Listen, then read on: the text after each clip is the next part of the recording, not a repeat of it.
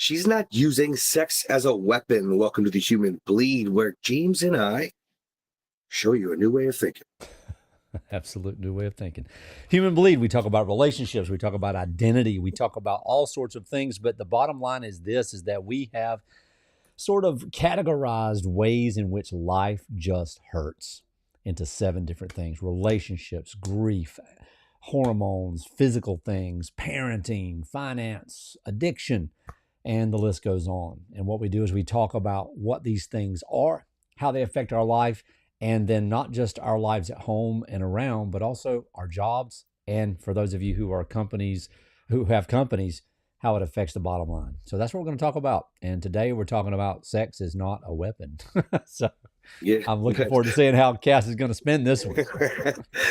Well, I think this is an important topic. And as you know, a lot of my content that goes mega viral is related to sex. I'm not afraid to say it like it is. I'm not afraid to talk about it with the things that I've discovered in my own life and transformation. And I think this is a huge, huge burden on companies, small, medium, large. And the reason why I say that is because if we can break down the fundamentals that are going wrong at home, which intimacy is a problem, as we discussed last week. Right. We talked about sexless marriages and what my take is on that. I think that if we can address the fundamental issue, right, then we can start to realize what we can actually see transform in our company, but also in our life. Right. You know what I mean?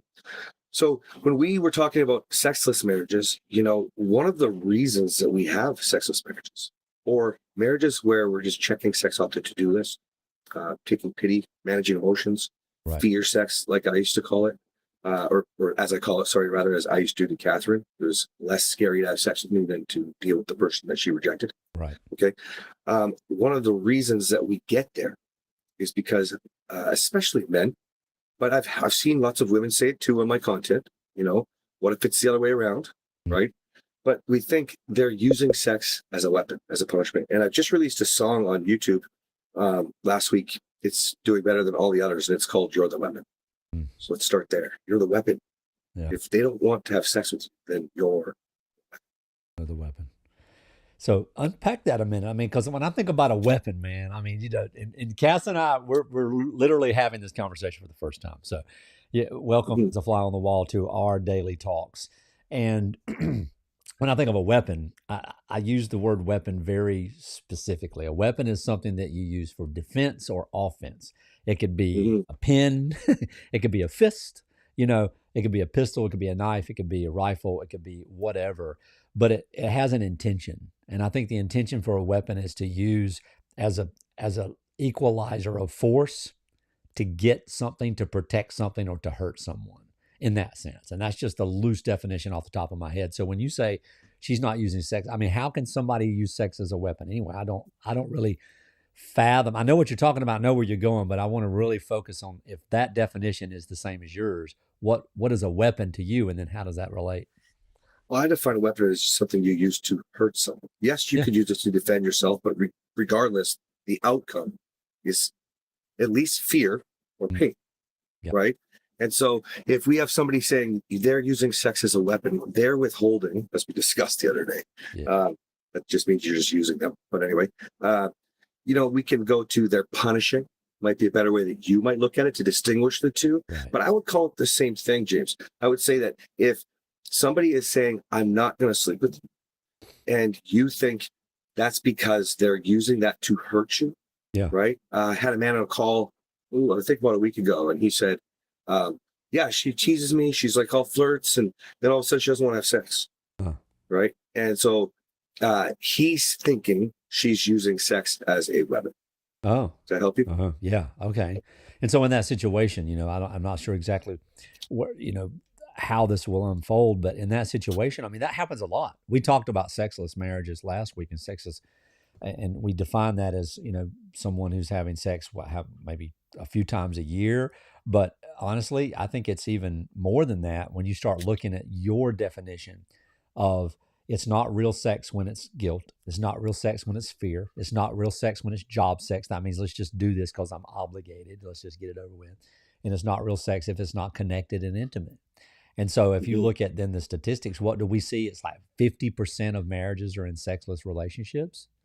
And Mhm. then on top of that, if you add these in, you're looking at 95% of marriages in some season of their lives are considered in a sexless relationship. And it's a symptom. It's not the problem, it's the symptom. And so when we look at sex being weaponized, someone will withhold, and that's what we're talking about right now, the withholding. I don't want to have sex or I'm not going. Some people do that as a way of punishment, and that's what I'm hearing you say. Am I right?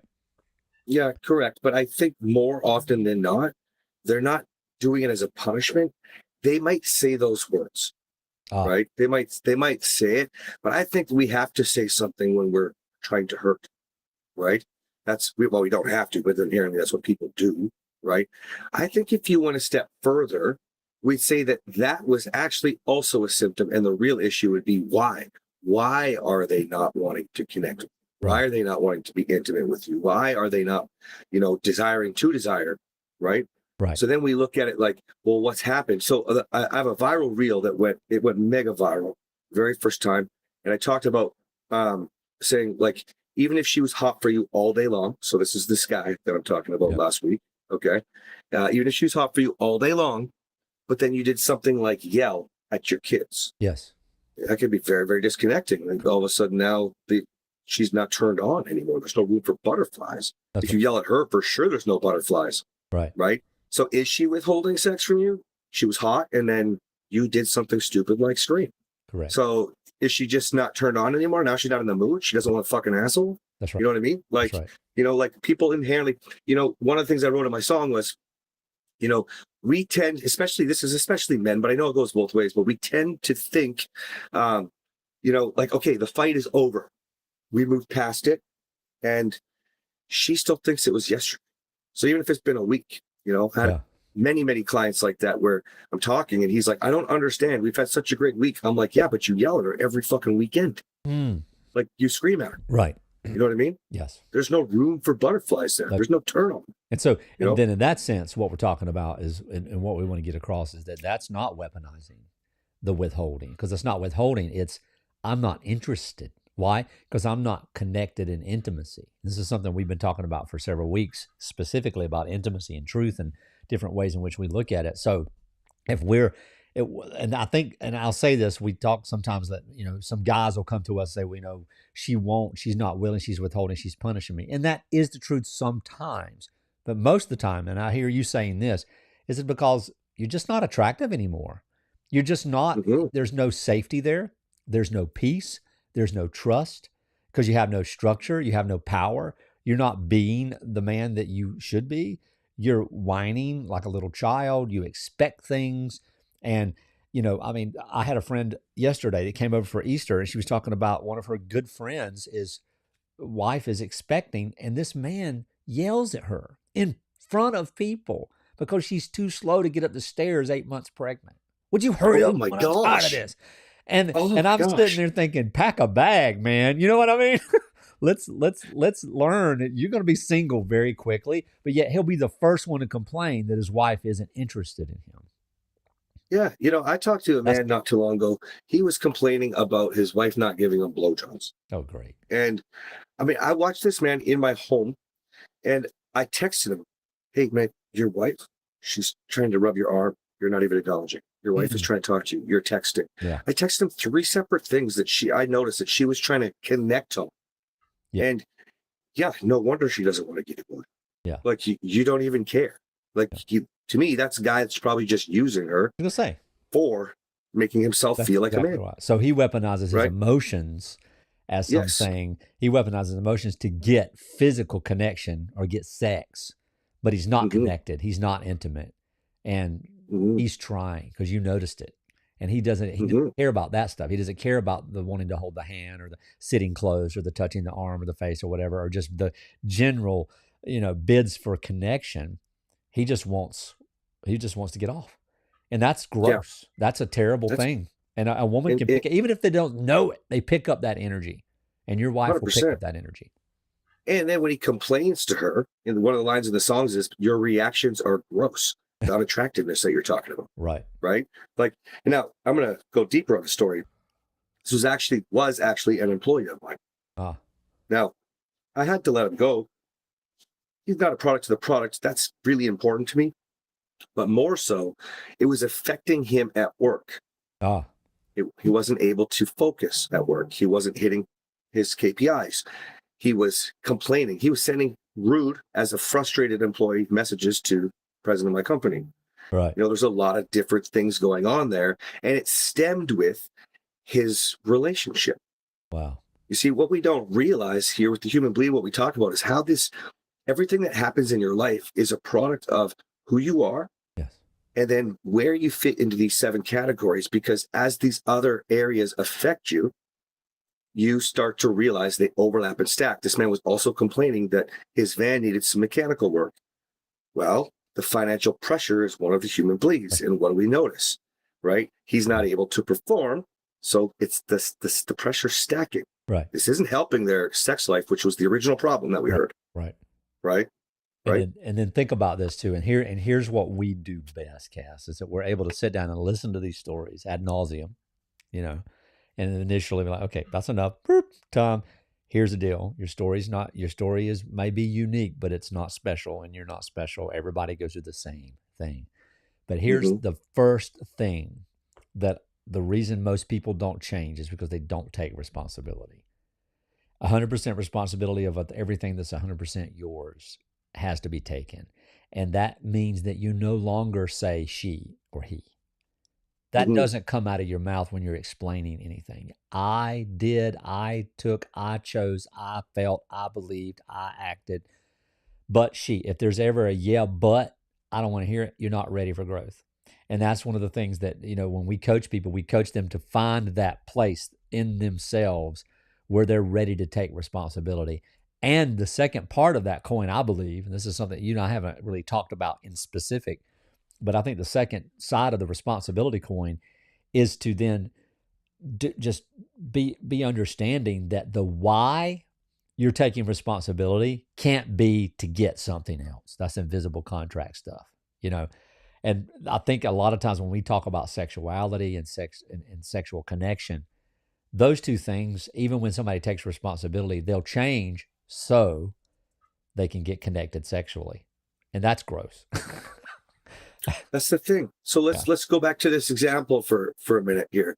And here, actually, let me talk about Catherine for a second. I used to think Catherine was punishing me, right? You're a wild woman. You like to have sex. You don't want me, but just because I get upset. And I got to a point where I wasn't yelling anymore. And I was like, I would talk to her. I'd be like, you said that if I didn't yell, you would want me. You said if I didn't yell, you'd love me. You said if I didn't yell, you'd be happy. Right? And here I am guilting and shaming her and making her turn more and more off. And here's what I learned later. I was using her to make myself feel like a man. Men have needs. That's more guilt and shame to say something like that. Yeah. By the way, it's not air, food, and water, for fuck's sakes. It's not. You know what I mean? It's not true at all. No. I mean, I want it every day. This doesn't make it a need. That's right. You know what I mean? Yeah. And anyway, so I told this man the same thing. I said, man, you're literally guilting her, shaming her, and getting angry with her for not giving you blowjobs. Yet you're not taking responsibility for yourself. Why does she not want to put her mouth down there? This is funny, but I have to teach this in my program. But not every man needs to learn this. But I'm like, dude, you want a blowjob, but you're farting all the time.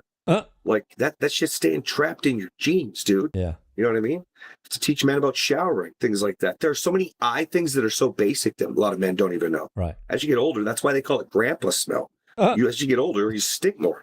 Yeah. You know what I mean? Yeah. Like when we learn the basics, never mind how you treat the person that's rejecting you. Yes. You start to realize pretty quickly that you're the weapon. And if you don't take responsibility for yourself, then all these other problems that are happening, the way that he treats his dogs, he smashes them to the floor when he wants them to listen, yells at his autistic son. All of this is all part of what's turning her away from the connection, right? The intimacy. Right. And we saw it affected his work. Yes. Massively. Yes. Massively. Which affected your work, which affected the organization that we all partner with which affects the clients, which affects everything. Everything is affected by these individuals who come into our organizations, whether we Mhm. admit it or whether we can see it or even whether we can measure it. And that's one of the cool things we've come out with a way and a tool to measure that effect, the invisible effect, which actually results in bottom line dollars for most companies. Mhm. And and then the compounding interest of that loss is substantial, even for the smallest company, even for like a 50-member team or a 10-member team. It is substantial when you talk about 15 to 20% on the bottom line that's just not there, that could be there. But yeah. So weapon, you said, now something you said there was interesting to me. You said, so she's not using sex as a weapon in these circumstances. And we could give up an hour of all the different details of how men specifically act and then expect physical or sexual closeness. But you said, no, now you're the weapon. So let's turn that Mhm. around and look at it as a, let's look in the mirror there and see what that looks like. What does it look like for a man to be the weapon? Because he doesn't see it that way. He's just, even if he's kind, and nice and compassionate in his expression, how is this action still considered? And if I can say this, I'll make this connection: violent and aggressive. How is it still? Because I the just wrote, use of a weapon is a violent act, an aggressive act, right? yeah. I'm so glad you brought that up. I wrote a song this weekend. I did two versions, one slow, one faster, but it's called Violence Ain't Just Physical. Ah, See, in my world, what I teach people is violence is how you speak, what you say, your tone, the way you pace, yeah, and like there's so many ways that you can be violent because, again, I'm looking at violence like how it hurts somebody. And see, we don't get to decide what hurts somebody. I'll give you another example that's not like any of those things. Your silence is violence. Mm. What if you shut down because you don't know who you are, you can't stand in your own strength, and or you give up, or you blame, this isn't going anywhere, or I can't take this abuse, and even if it's not that abusive, a lot of us will do that, right? And then we shut down. Okay, well, that causes someone pain if they have abandonment issues or even just fear that they're losing you. yes, So I don't believe it's true violence, but I believe it's violence. In my world, I call it all violence. right. You know, And what? and so you're the weapon. Yeah. And so what you mean by that is that it's an aggression, even if it's passive, but it's still Yes. aggression. And we're calling that violent. We're not to take away from true violence now. No, But we're not to take calling away that at all. violent because of what it does in the relationship is it creates this invisible violent energy of unattractiveness, of disturbance, of honest Mhm. God erosion. It's a silent, quiet killer of intimacy and connection. And Mhm. and all the people that we've talked with over the last few years, brother, we have seen many times where most men say it's not that I'm trying for sex, but they have misunderstood sex as true connection. And so they're just trying Mhm. to feel. It's like taking drugs. And I know in my own life, in my marriage, I used sex as a way of self-medicating. I felt like everything was falling apart around me, but if I could come together physically, then I felt better. But see, that's no different. That's really just sort of gross. And it's not gross in the sense I don't want people to think, well, it's a shame thing. If you know it and continue to do it, shame on you. If you don't know what you didn't know, there's no shame there. Take the time to learn and to grow. And that's why we're doing these podcasts. And that's why we're talking the way we do, because we want to teach people that there is a path forward. And you might think this is what you want. I just want to connect physically, but what you really want is a connection that results in a physical connection. Because sometimes it's just not even possible because of things going on in life. I mean, if your house is on fire, you're not going to have time to get a quickie before you get the fire extinguisher. You gotta just have some common sense. But some men would get upset if the house was on fire and they had to get up and Because deal with it to get the. Well, you know what? yeah, What's 3 minutes going to take? Ooh, that in itself would be a whole nother podcast. no, this is very, very that's true. This is very, very real though. Because how often does something happen? I mean, I remember when the girls were babies, right? Wanting Catherine, we were still getting better. We weren't quite there yet, Yeah. right? And so I was past my truer violence, okay? Yeah. And I remember feeling like, oh fuck, now we can't do it. Yeah. Now we can't have sex, Oh yeah. right? Yeah. And then after doing a bunch of work, and Riddick comes along, and Riddick's in the bed a lot longer, Riddick was in the bed this morning again, little fucker. But like, but see, I don't need sex to survive. I would die without Catherine, but I can survive without Catherine. I know who I am. I'm not upset that Riddick's in there. He must have been scared, had a dream, whatever. So I guess we're not doing our morning quickie. Yeah. You know what I mean? Like Riddick's whatever. a 4-year-old in a 10-year-old frame. Yeah. Well, he's just 5 in 2 days. Oh, he's 5 in 2 days? Yeah, That's right. That's right. Yeah, but yeah, he's huge.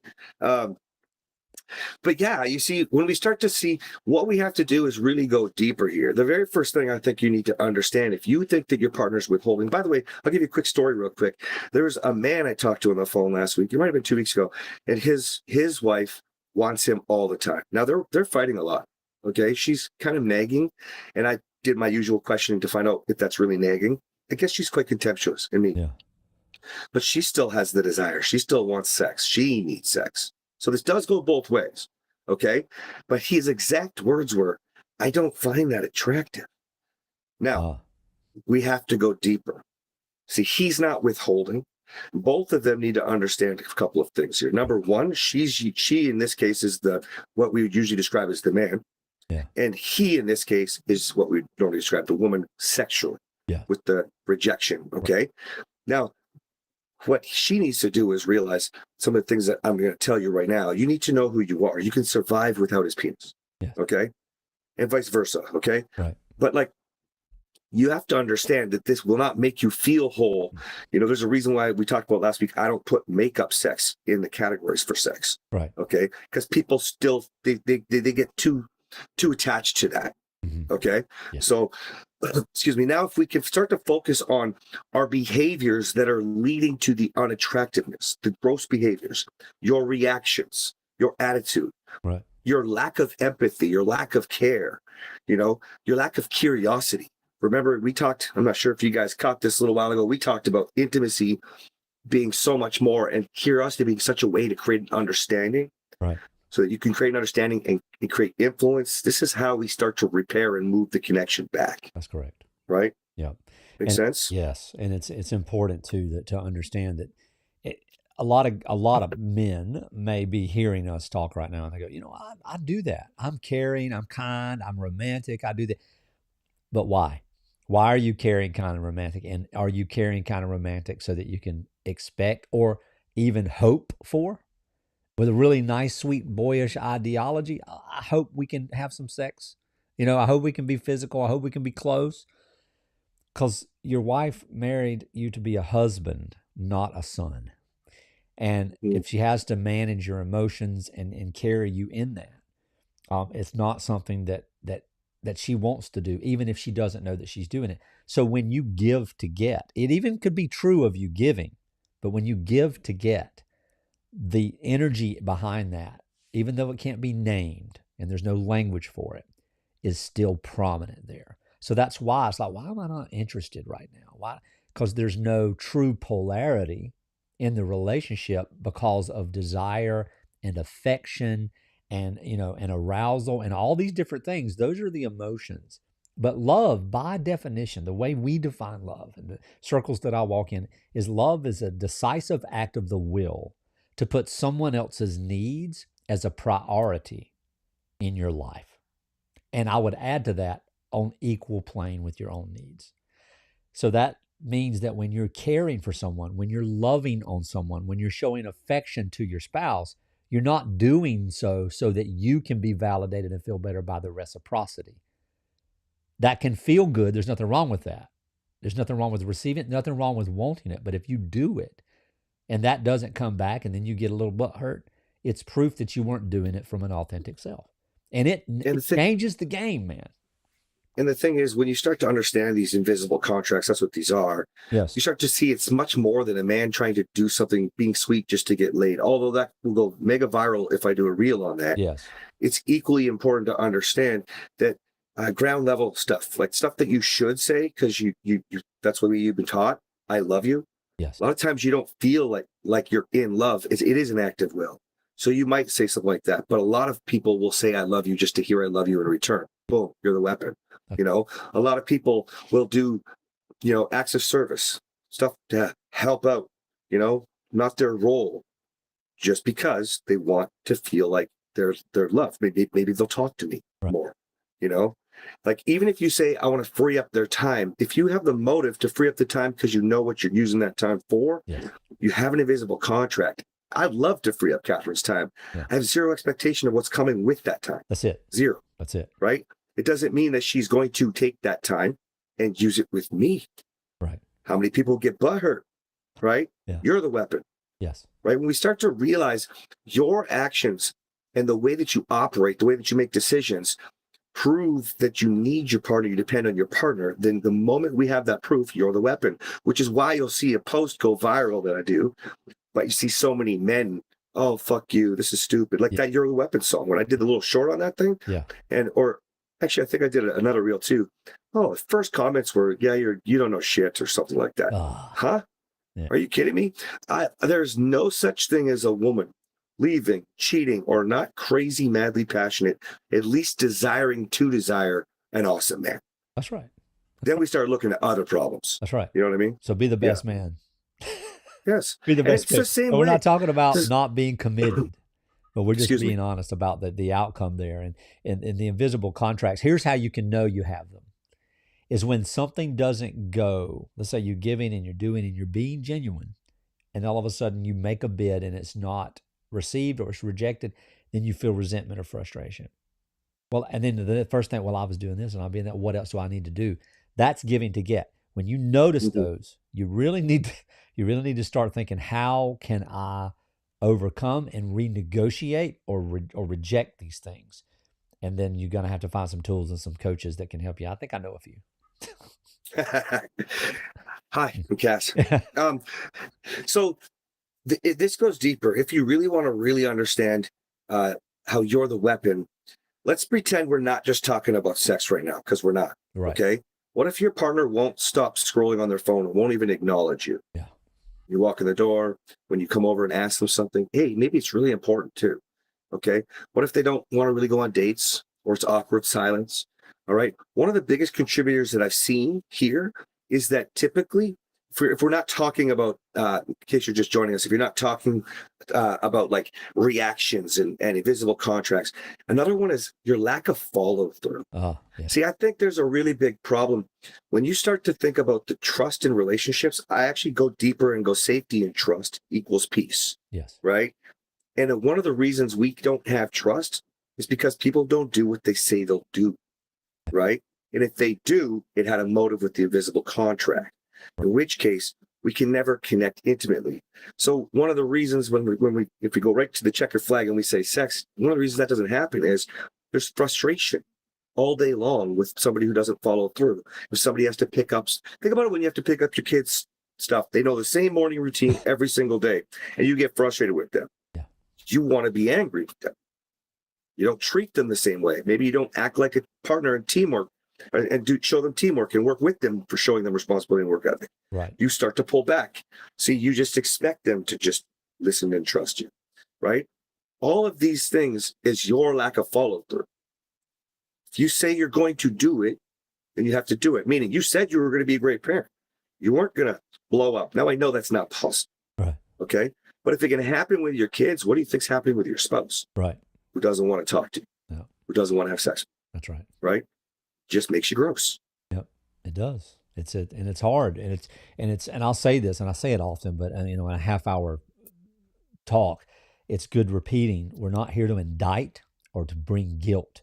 We're here to remove all of that by giving you information that can help you recognize things in your life that aren't authentic, that aren't true, and that you can discover who you really are underneath all that performance, who you are underneath the layers, who you are underneath the masks. And we've developed protocols and coaching systems that actually walk you through this step by step over 60, 90, and 120-day processes. And some people have been with us for a year. Some of people have stayed with us for 2 years and are growing so exponentially that they can't remember who they used to be, because that person didn't exist anyway. It was just a fairy tale person.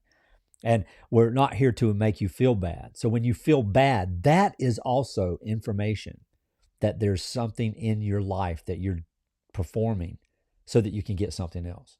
And when we say, hey, that's gross and it hurts you, that's because you've attached that behavior to who you are rather than something you've just done. And we can help you with that too. We can. We have a question. Is there a way to make it known your spouse that they have a covert contract? Known to their spouse, they have a covert contract. Mm. Date night means sex to my husband. Most men have to learn date night doesn't come with sex. I had to learn the exact same thing. Yeah. And we even have Friday afternoon dates. Yep. So we're home early. Okay. But date day is about real connection. I mean, we have sex all the time, but I don't know if you guys are. But for us, it's different because then we do stuff with the kids after our date. Yeah. You know what I mean? And so that's just where we're at. We don't almost generally never have date night sex. And if we go out, like, good God, forget it, man. She gets tired, it's over. Yeah. So is there a way to let your spouse know? You have to reality check them. Now, depending on your level of connection, you might not be able to, but you can't start with truth. Now, this would mean going to, like, specifically the work that Catherine and James do with identity. You'd have to be able to stand on your own strength to know who you are. Yeah. You have to be able to say, date night doesn't mean sex, babe. And you'd have to be able to be clear on what you need. And this is probably part of why you have issues with this right now, right? Yeah. Because if he's doing a covert contract like date night to get laid, he's probably doing all the shit to get laid. But it's all to make himself feel good enough. So the next step, and then I'll let James give you some advice, but the next step would be to start lifting him. See, when men use sex and have a covert contract to get it, they're really just telling us one thing, that they just don't feel good about themselves. Yes. They don't know who they are without you. Yeah. And love is their way to connect, sex is their way to connect, i.e. show love, when that's not true. In fact, by the time a man wakes up and finally realizes it, he wants so much more than sex. Right. In fact, I would say I'd love to have sex twice a day, but I don't need it because I have so much strong connection with Catherine. Once a day is lots. If we miss a day or two, it's fine. Yeah. Right. Because we have all these other levels of intimacy. You get yourself to a point where you know who you are. You're not leaning on your spouse, where it just doesn't matter. So you've got to do the work to be able to get through this massive gap right now, because it's probably causing fights right now. Yeah. Right. And I would say to you too is that there's a sense in which this understanding needs to be brought to the table, but it can be brought to the table in a way that, if there's an expectation, if you feel like there's an expectation, then that energy is going to enter the date night too. You're like, oh crap, I got to go there, because you're going to give off those vibes, and you're going to give off this presence that's going to be like, I'm not available. So he's going to try to play in his subconscious mind, I'm going to be the little romancer. I'm going to make her available to me. You see how this tug of war goes? This is why attachment theory is really damaging, honestly. We just start playing games. Not the theory in itself, but when people get into this and they say, well, I can make this. So you're expecting the expectation that he'll want sex. And then you exude that energy. So when you're out, you're not really connecting because you're guarded. And there's a version of you that's showing up, which is the protective person. I really don't mind it, but I don't want this. I feel used. I feel unappreciated. I feel like I'm going out and getting this attention so that I can give my husband my body later. And if you're entering in with that expectation, he's going to feel it. He's not going to know it. And then, like I said, I know I'm being redundant. He's going to come back with energy to try to appease that, to try to fix that. So it's very, very important for you to take responsibility for only what you can take responsibility for. And that is how you enter the date night. So enter the date night knowing who you are. You're this woman, and you know who you are, and you're walking in this sense, and you are with your husband. And the point and the outcome of this night is to have fun and to be engaged. And don't think about it. When that comes to your mind, well, I bet he's not just, you know what? He may want sex. But it doesn't matter. If you're not in the mood when that time comes, you don't have to acquiesce. You don't have to do it for the sake of his emotions. You can say, hey, you know what? I want to hold you right now. You don't say, I don't want to have sex. I want to hold you right now. Hey, can you just come over here and let me kiss you on your neck for a minute? And then if it escalates, you say, oh, I'd rather do this. Say what you want rather than what you don't want. And it changes the whole thing. Now, it doesn't mean he's going to respond correctly. He might very well react and throw his shoe and run away crying or spin around on the floor like Shep on the Three Stooges. I don't know what he's going to do. But that's not your responsibility. And it's not your job to prepare that and to govern that throughout the whole date night, because that doesn't sound like a date night. That sounds like an undercover operation that I'm trying to, an espionage gig or something. So that would be my first advice there. And then to really communicate. And then when it's not on the table later, if you feel a certain way, you can say, hey, you know what? I feel like sometimes I'd like to have this during our date nights. and just leave it at that. Not, and I don't want this and I don't want that. So Cass, you want to follow up on that, please? Yeah, I think it's really important. He reiterated what I was talking about, where you have to ask for what you actually need. And so sometimes if you do want sex, you still have to ask for the things that you need or initiate the things that you need. Anyways, Catherine taught me that, like, if you want it, take it. Not necessarily her, but like if I wanted a kiss, to go kiss her. If I wanted to squeeze her bum, to go do it.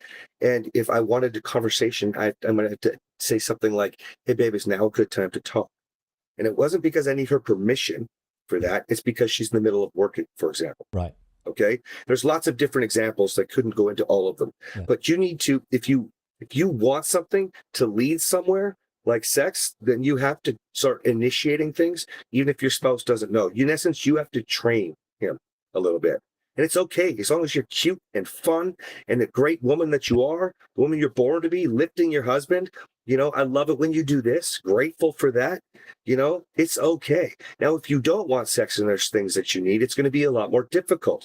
You're going to have to stand in your strength to be the woman that you don't want to be, because you're feeling a lot of like the pressure from him. The pressure from the contracts are very heavy. They are. Right?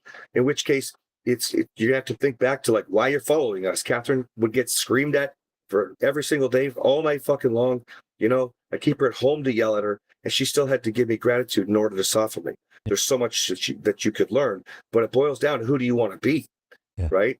See, a lot of times you guys listen to us or watch us, and then the moment you notice what we're saying, you can relate to what we're saying. It's like, how do I get him, right? Well, when we talk about you, every solution we gave you was about what you could do. Yes. It's really about how you can give, how you can love, how you know who you are, and you're doing what you want to do. That's right. As a person. That's right. Right. And you show up, and you act according to the truth of who you are because of your core values, which I honestly equate to core identities. There's the expression and then the essence. I am love, therefore I love this way.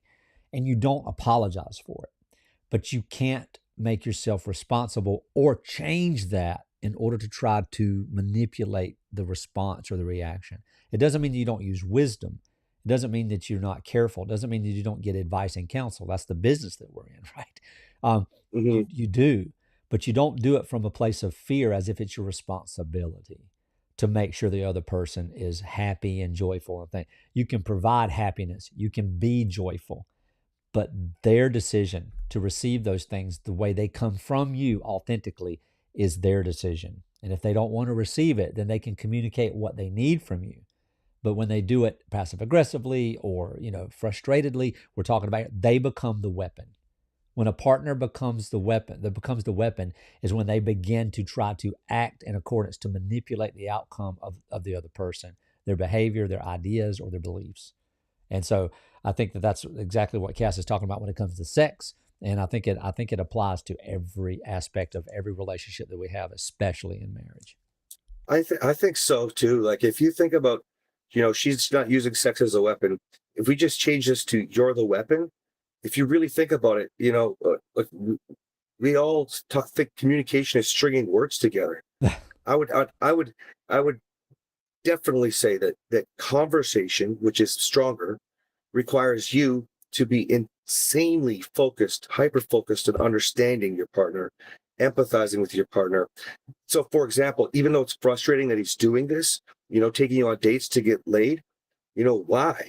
Hearing that we're saying it's because he needs you to feel like a man. He doesn't have self-worth, right? That should be like, oh my gosh, I feel terrible for him. Because that's a shitty place for him. I feel terrible for him. Yes. But then I'd say I feel terrible for you too. Because if you feel like you have to enter into your own contracts to make him see, you don't need to make him see. Yes. You need to be who you want. You can initiate the things you want. You can go live the life you want. You can even ask for what you want, actually what you need, right? You don't have to be mean about it. You could just be pleasant and wonderful, and you can still say no to him if he doesn't turn you on the right way. That's right. Or if you were all intense and you just doesn't feel like it. But then tell him the truth. Maybe I want to be there for you, but I don't want to. But I'm not really into it, but I want to be there for you. Yeah. You can even keep it super simple. I'd love to be there for you. Yeah. When Catherine calls it, she's my vessel when she does that, right? When she says that, I know she's just being there for me. That's it. she still moves with me, still does the things, but it's like she's being clear so that I can't take anything from her. Right. And she doesn't have to give what she's not like this. She doesn't have to give something that she feels she would be otherwise expected to. Right. Yeah. And then See? then it's a free gift, right? A Yes. gift with Yes. strings is just a puppet master at the other end of it. That's right. Yeah. That's And right. that's not what we want. We Yeah. want freedom. We want freedom. That's right. This has been an interesting conversation. Where we want to go from here? Is I anyone want to talk about covert contracts at work too. Because you are almost always the weapon when you are giving to get at work. Yeah. See, it starts with the fact that you're owed because you work. That's true. But society is promoted you to live under a covert contract, and living under a covert contract, you never get the outcome you want. Let me give you an example. The reason why so many men work for us for free, mentoring, after the products of the product, women too, on Catherine's side, you have men on your side too, James, Yes. right? And I think, and women actually, sorry, Yes. excuse me. And so when that happens, they're giving freely, no expectation. And people will always fight me on this, and they'll say, well, no, that's not true. You got to pay them. You got to pay them. You got to pay them. I said, no, I like to see what kind of leaders they are first. Leaders give. And that's just, I'm direct. So that's an overt contract. Yeah. You work hard, you give. Yeah. It's the truth. I mean, the president of my company, he just kept asking, is there more I can do? More I can do? More I can do? Kept on giving him more. Kept on giving him more. You did that. You said, I just like to work with you. Yeah. No expectations, no outcome. Can we work together, man? I got some stuff to work. I can provide value for your people. And then I said, okay, let's do it.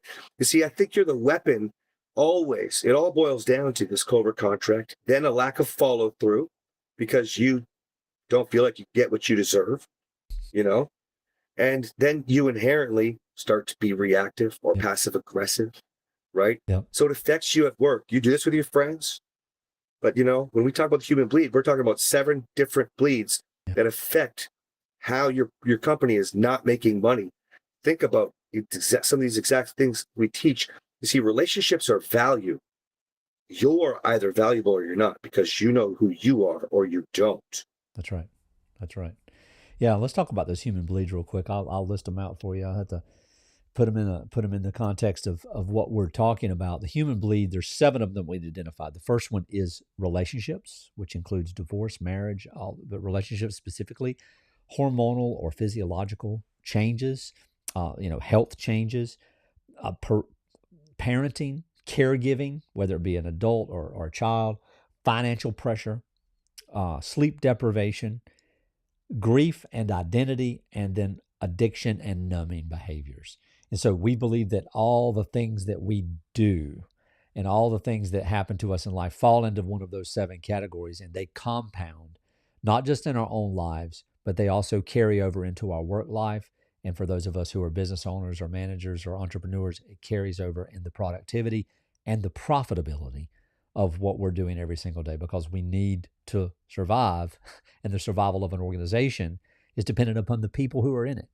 And so we're only going to be, as I hate to use this cliche, as the weakest link, as strong as the weakest link. So if we can find a way to make this chain strong, we can rise up together. I really believe that that's the premise of what we're trying to do, Cass, because we want to help everybody become the true self. And so I think so. Yeah. I mean, if you think about it, let's just say, because we probably got some moms on here, right?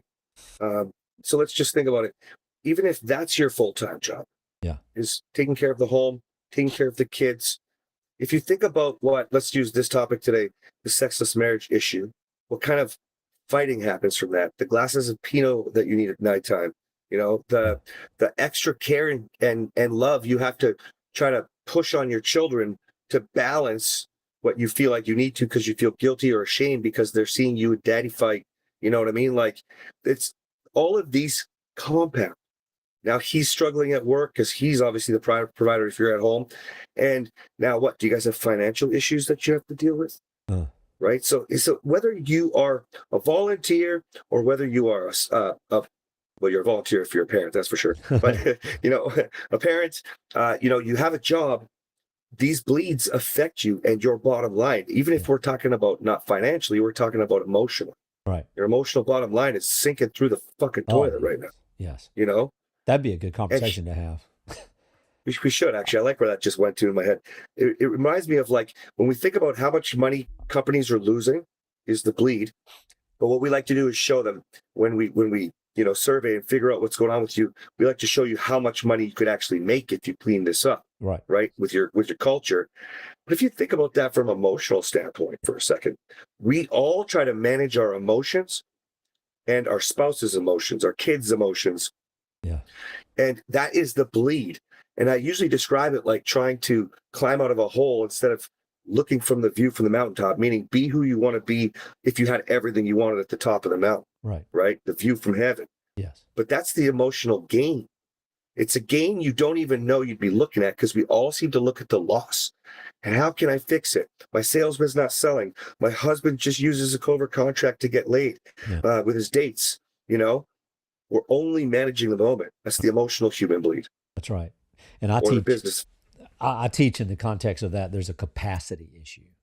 And so a lot of times people think, well, I just can't carry that. The weight is heavy. Well, it's just like with anything. I mean, I haven't worked out in a while and I started working back out lately. You know what? And my personal reps are low. The weight that I can carry right now is low. But it's okay. By the end of the summer, I'll be able to carry 200 pounds in a farm and carry across the yard. But right now, it's like, I can't do half that hardly without going, I'm done. Why? Because my capacity is not there. Doesn't mean that it's too heavy. It just means my capacity is not there. Because if you try to get the weight off, you're always going to be pushing something that's actually a fool's errand. You can't get the weight of life off of you. But you can learn how to hold it. And most importantly, learn what is yours to pick up. So sometimes we don't have the capacity because we're carrying too much of what's not our responsibility. And that doesn't mean dishes or towels or pickups from the school or whatever, or even financial things. What it means is we carry the emotional weight of what's not ours. And so when we learn to actually grow and discover our true selves, and we learn to regulate our nervous system, we learn to actually build from the truth of our core identity, then what happens is we get emotional muscle. And that emotional muscle is not tolerance. That emotional muscle is literally the ability to carry heavy weights without carrying weights that we shouldn't be carrying. And so we can carry a whole lot more in capacity when we're not bleeding, when we're not hemorrhaging emotionally. And that's what Cass is talking about here. And it's something that I really get passionate about because my entire life for 48 years was spent carrying weight that wasn't mine and responsibility that I did not have to carry in the way that I was carrying it. And once I learned to do that, I can carry a lot right now. And the cool thing is when you have the capacity and you have the clarity and you have the courage, guess what? You don't even feel like you're carrying anything. My day is weightless. It really is weightless. That's why we say day of our life. Best day of our life. I was just going to say the same thing. Like doesn't matter what we're going through. I love saying that. How are you? Best day of my life. Because I immediately know that I'm not the weapon when I believe that. Yes. Immediately.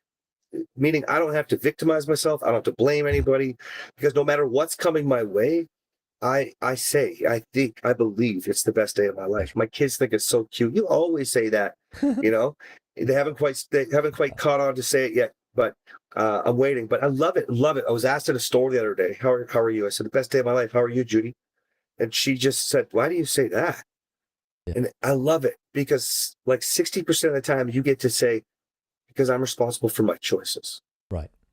And if somebody's intrigued, you get to go further. I remember the day I realized that I could create joy instead of anger. Right. And it's inspiring to people, but most importantly to me, because it's always reminding me of that day where I get to choose joy over another fight. That's it. You know what I mean? That's it. And so when that happened, everything starts to turn around. Everything starts to change. You don't have to be the weapon. Doesn't matter if you guys can't get along talking. Doesn't matter if you can't figure out what's going on with your salesperson. Or if it's the sex thing we're talking about today, like at the end of the day, you get to be the best you, and you get to create the life that you want. That's right. Further to what you said, what I wrote about Catherine was, she saved my life. I really truly believe that she saved my life, but not by accepting my abuse, by being a great wife. That's right. It was the catalyst. It inspired me. That's right. You know what I mean? Yes. And now we do that with everybody we come into contact, the three of us. Yes. others in our organization. It's all about being who we want to be, who we were created to be, to create the life that we want, to change this world that's going to Yeah. shit. But most of us are a little bit greedy. We wanted to start home first. There you go.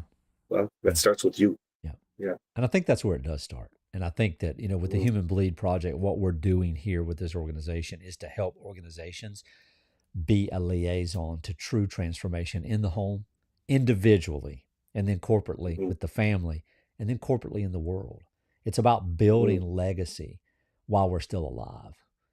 And make some money doing it, Yep. but also fill up that emotional bank. There you go. Some good shit. That's right. Finally, some good shit. That's right. You know?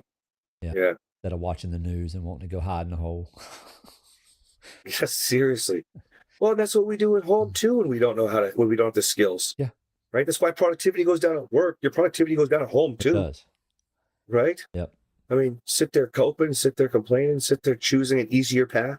Yeah. You know? Yep. We don't People are stay making focused. billions off of it, though. I mean, every time we pick this phone up and we scroll and scroll and scroll and scroll and scroll nonsensically without intention, not listening to a podcast because it's what we want to do to grow, but because it's the next thing that comes up, somebody's making money off that. Somebody's Mhm. growing their legacy and their message and their leadership, but you're the pawn in it.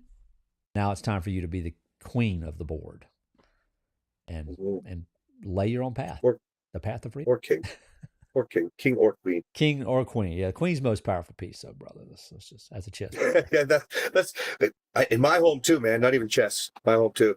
The queen, the queen, The brother, queen. the queen. That's good. That's awesome. Guys, this has been a lot of fun. Hope you enjoyed it. We're going live every single day at 11 a.m. Central, 12 p.m. Eastern. Okay. And we also do Friday mornings and Monday morning. We just love to teach, man. Yeah. So It's good stuff. we'll see you guys. If you want to know more, just shoot me a DM. Or if you're on James's, then shoot him one. Yep. Just tuning in. What's the topic? The topic was she's not using sex as a weapon, but we went really beyond that, We did. like we do. All right, guys, have a great day. Take care.